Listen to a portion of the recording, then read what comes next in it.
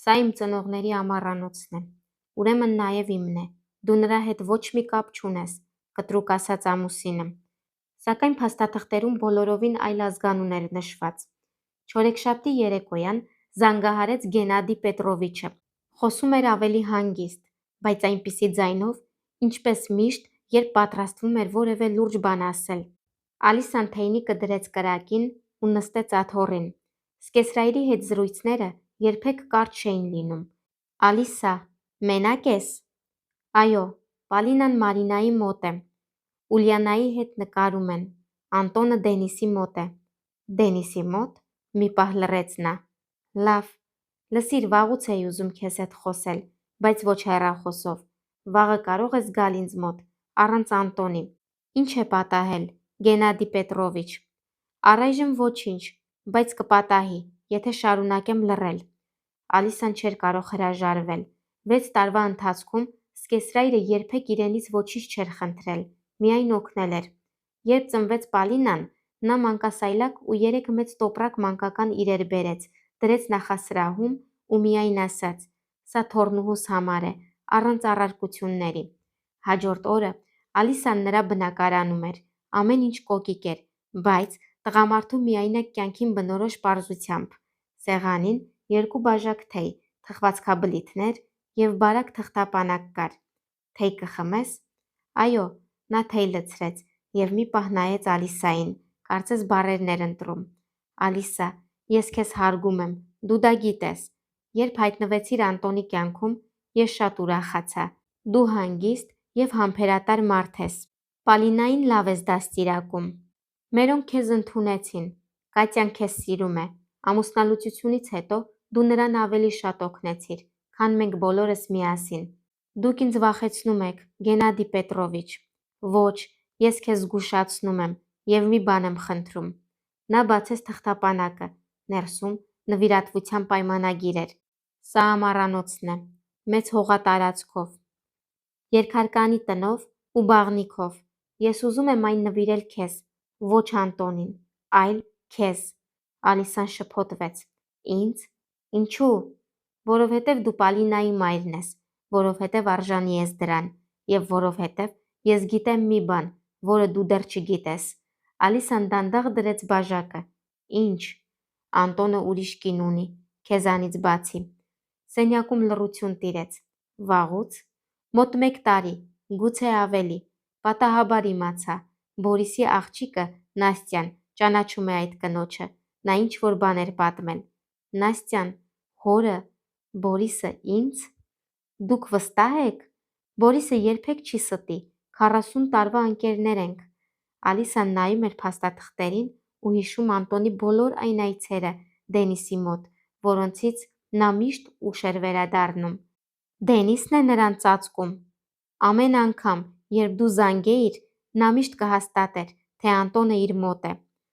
Ես երբեք չեմ զանգել, ինձ համար դա նվաստացուցիչ էր։ Հենց դրանից էլ նա օգտվել է։ Իսկ ինչու եք հիմա ինձ այս ամենը պատմում և միանգամից առաջարկում ամառանոցը։ Որովհետև վախենում եմ։ Ինչից։ Որ երբ ճշմարտությունն իմանաս, կհեռանաս։ Եվ ճիշտ էլ կանես, բայց եթե հեռանաս, ուզում եմ, որ ինչ-որ բան ունենաս։ Բնակարանը համատեղ է, մեքենան Անտոնինը, իսկ ամառանոցը իմն է, ուզում եմ, որ այն դառնա քոնը։ Անտոնը կկատաղի։ Նա առայժմ չի իմանա։ Դուք ինձ առաջարկում եք լռեմ։ Ես ուզում եմ, որ դու և Պալինան պաշտոնապես լինեք, իսկ հետո, ինչպես ինքդ կորոշես։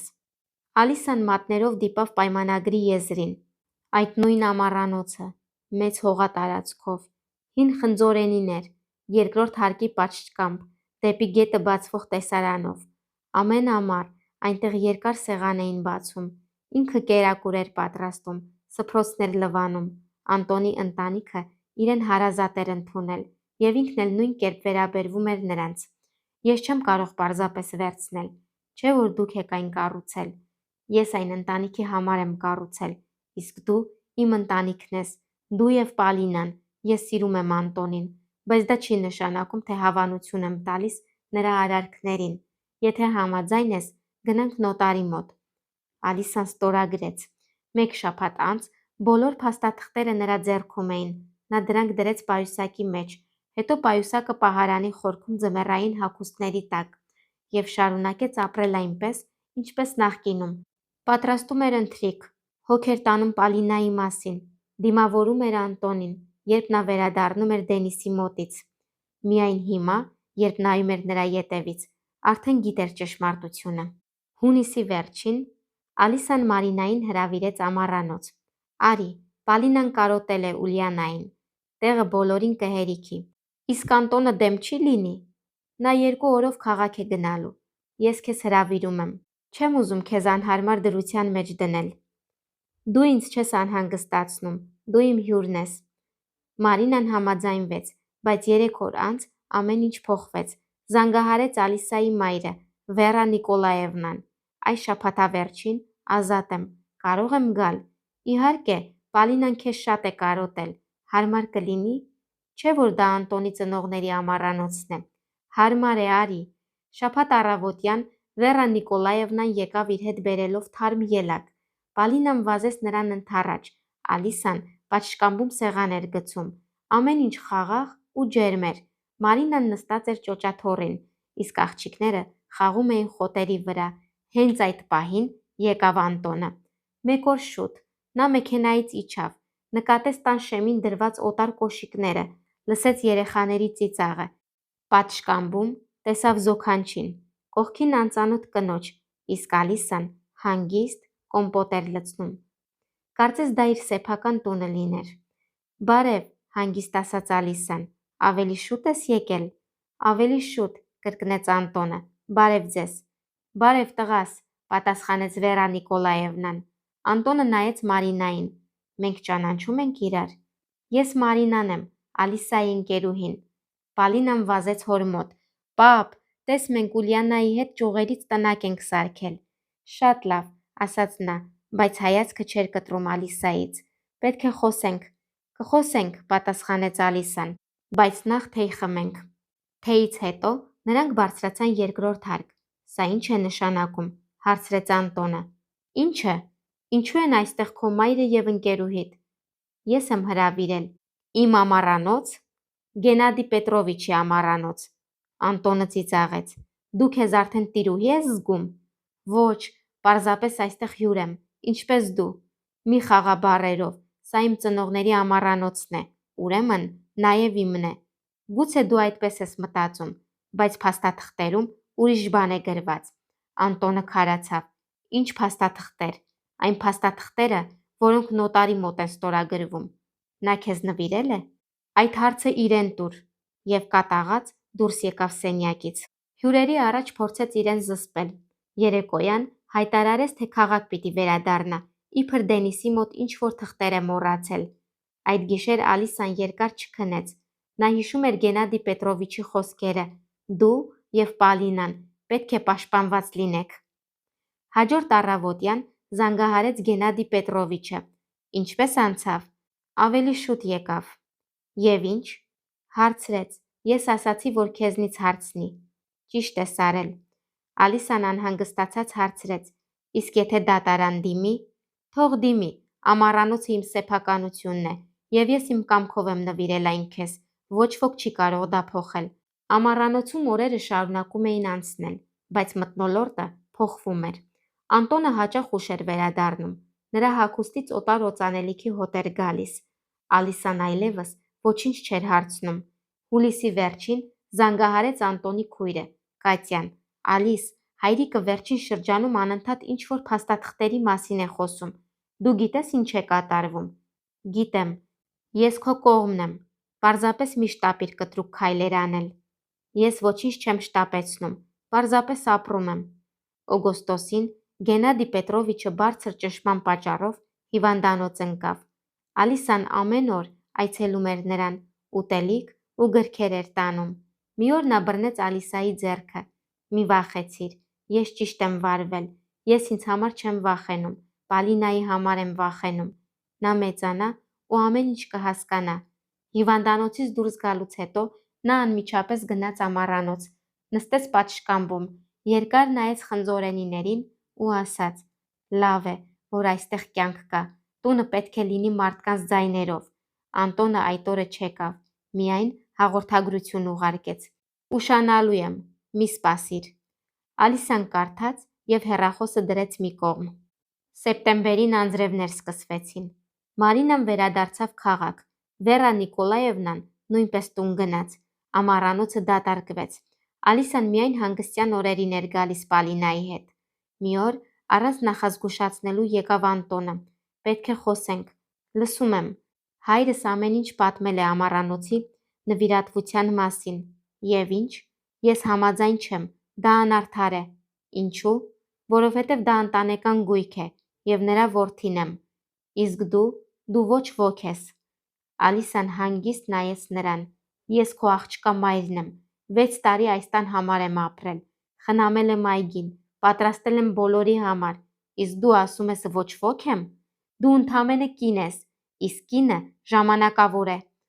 Այդ խոսքերը սառնորեն հարվածեցին։ Լավ, ասաց Ալիսան, եթե ես ժամանակավոր եմ, ուրեմն այս ամառանոցն էլ ժամանակավորապես քոնը չէ։ Անտոնը կատաղած հեռացավ։ Մեկ շաբաթ անց դատարանից ծանուցում եկավ։ Անտոնը պահանջում էր անվավեր ճանաչել նվիրատվության պայմանագիրը, հայտարարելով, թե հայրը ճնշման տակ է ստորագրել։ Գենադի Պետրովիչը միայն ժպտաց. «Թող փորձի»։ Դատավարությունը տևեց 2 ամիս։ Անտոնը որպես վկա բերեց Դենիսին, իսկ Գենադի Պետրովիչի փաստաբանը հանգիստ ու հստակ ապացուցեց, որ նվիրատվությունը կատարվել է նրա ազատ կամքով։ Դատավորը հարցրեց Ալիսային. «Ինչու հենց ձեզ»։ Որովհետև նա այդպես որոշեց, որովհետև ուզում էր, որ ես և իր թոռնուհին ապահով լինենք։ Վերջում դատարանը մերժեց Անտոնի հայցը, նվիրատվությունը ճանաչվեց օրինական։ Դատարանից դուրս գալուց հետո Անտոնը ոչ հորը նայեց, ոչ Ալիսային։ Տուն վերադարձավ, հավաքեց իր իրերը և ասաց. «Ես գնում եմ»։ Ուր։ Նրա մոտ։ Նա հեռացավ, թողնելով Ալիսային ու Պալինային։ Առաջին 2 շաբաթը Ալիսայի համար շատ ծանր էր։ Տունը դատարկ էր թվում, լռությունը ճնշող, սակայն ժամանակի ընթացքում այդ լռությունը սկսեց խաղաղություն բերել։ Մի օր նա Պալինային մանկապարտեզից վերցրեց և գնաց ամառանոց, վառեց վառարանը և հաց թխեց։ Շուտով եկան Մարինան ու Ուլիանան, հետո Վերա Նիկոլաևնան, իսկ քիչ անց նաև Կատյան, ամուսնու և երեխաների հետ։ Նոր տարին նրանք դիմավորեցին բոլորը միասին։ Գենադի Պետրովիչը բարձրացրեց բաժակը, կենաց նրանց, ովքեր մնացին, և նրանց, ովքեր գտան իրենց իրական տեղը։ Ալիսան նայեց քնած Պալինային, Մարինայի ժպիտին, մորը, որ աղցան էր պատրաստում, և հասկացավ, որ տունը ոչ թե պատերն են, այլ մարդիկ, ովքեր հավաքվում են մեկ սեղանի շուրջ։ Գարնանը Գենադի Պետրովիչը հանգիստ, քնած ժամանակ մահացավ։ Վաղ առավոտյան զանգահարեց Կատյան։ Հայրիկն այլևս չկա։ Ալիսան երկար նստած մնաց, նայելով եռացող թեյնիկին։ Շուտով եկավ Անտոնը։ «Հուղարկավորությունը ուրբաթ է», ասաց նա։ «Ամեն ինչ կկազմակերպեմ», պատասխանեց Ալիսան։ Հուղարկավորությանը շատ մարդիկ էին եկել՝ հարազատներ, ընկերներ, նախկին գործընկերներ։ Երբ հյուրերը գնացին, Ալիսան ու Կատյան միասին լվանում էին սպասքը։ «Հայրիկը քեզ նվիրեց ամառանոցը»։ Կամաց հարցրեց Կատյան։ «Այո, ես չեմ նեղանում, դու իսկապես արժանի էիր դրան, դու նրա կողքին էիր, երբ մենք չէինք կարողանում»։ 40 օր անց նոտարը հրապարակեց կտակը։ Ամեն ինչ այնպես էր, ինչպես Գենադի Պետրովիչն ասել էր, դեռ հիվանդանոցում։ Քաղաքի բնակարանը մնաց Կատյային, մեքենան Անտոնին, ամառանոցն ու բանկային հաշիվը Ալիսային և Պալինայի ապագային։ Անտոնը լուռ լսեց և միայն ասաց. «Շնորհավորում եմ» և դուրս եկավ։ Գենադի Պետրովիչի մահից հետո Ալիսան շարունակում է խնամել ամառանոցը Պալինայի հետ։ Նրանք միասին հոգ են տանում այգու մասին, նորոգում են ցանկապատը և պահպանում այն ամենը, ինչ ստեղծել էր Գենադի Պետրովիչը։ Մարինան, Վերա Նիկոլաևնան և Կատյան հաճախ այցելում էին նրան, և տունը կրկին լցվում է մարդկանցով։ Անտոնը շատ ավելի հազվադեպ է գալիս։ Նա հիմնականում հանդիպում է Պալինային, երբեմն նվերներ է բերում կամ ֆինանսապես օգնում։ Մի հեռախոսազրույցի ընթացքում նա հարցնում է Ալիսային, թե արդյոք նա դեռ չարացած է իր վրա։ Ալիսան պատասխանում է, որ այլևս չարություն չունի, միայն հոգնածություն։ Ամռան վերջում ուժեղ փոթորիկը տապալում է հին խնձորենիներից մեկը։ Ալիսան և Պալինան փորձում են միայնակ մաքրել տարածքը, հետո հարևանները գալիս են օգնելու։ Դա ևս մեկ անգամ ցույց է տալիս, որ նրանք մենակ չեն մնացել։ Ժամանակի ընթացքում Անտոնը սկսում է փոխվել։ Նա ավելի հաճախ է գալիս, օգնում տան գործերում, դստերը տանում է մարզումների, նորոգում այն, ինչ պետք է։ Մի օր նա անկեղծորեն ընդունում է իր մեղքը, թե Ալիսայի և թե հոր առաջ, և ներողություն է խնդրում։ Ալիսան ասում է, որ վաղուց ներել է նրան, որովհետև առանց դրա չէր կարող առաջ շարժվել։ Անցնում է 3 տարի, Պալինան արդեն մեծացել է, ամառանոցում նոր ցանկապատ և տաղավար են կառուցել, իսկ ընտանիքի անդամներն ու ընկերները շարունակում են ամեն ամառ հավաքվել այնտեղ։ Գենադի Պետրովիչի լուսանկարը կախված է պատից, և յուրաքանչյուր ընտանեկան տոնի ժամանակ բոլորը հիշում են նրան, հիշում են երախտագիտությամբ։ Մի օր Ալիսան կրկին բացում է այն թղթապանակը, որտեղ պահում է նվիրատվության պայմանագիրը և կտակը։ Նա մտքում շնորհակալություն է հայտնում Գենադի Պետրովիչին, որ ժամանակին պաշտպանել է իրեն ու Պալինային։ Առավոտյան նրանք նորից սկսում են իրենց սովորական խաղաղ օրը, հասկանալով, որ իսկական տունը կառուցվում է սիրո, վստահության և միմյանց նկատմամբ հոգատարության վրա։ Ալիսան գիտակցում է, որ ամառանոցն իր համար պարզապես գույք չէ, այն վայրն է, որտեղ իր ընտանիքը կրկին դարձել է ամբողջական, բայց այլ ձևով։ Պալինան մեծանում է սիրո և հոգատարության մթնոլորտում, իսկ Գենադի Պետրովիչի հիշատակը շարունակում է ապրել նրանց առօրյայում։ Անտոնը ընդունում է իր սխալները և աստիճանաբար վերականգնում է հարաբերությունները դստեր հետ, թեև Ալիսայի հետ նախկին ամուսնական կյանքը չի վերադառնում։ Պատմությունն ավարտվում է խաղաղ ու հույս ներշնչող պատկերով։ Ալիսան շնորհակալությամբ հիշում է Գենադի Պետրովիչին այն պաշտպանության համար, որ նա ժամանակին տվել էր իրեն և Պալինային, իսկ տունը կրկին լցվում է թեյի, բլիթների և ամառվա բույրով, ընդգծելով գլխավոր միտքը, որ իրական տունը մարդիկ են, ովքեր սիրում և սպասում են քեզ։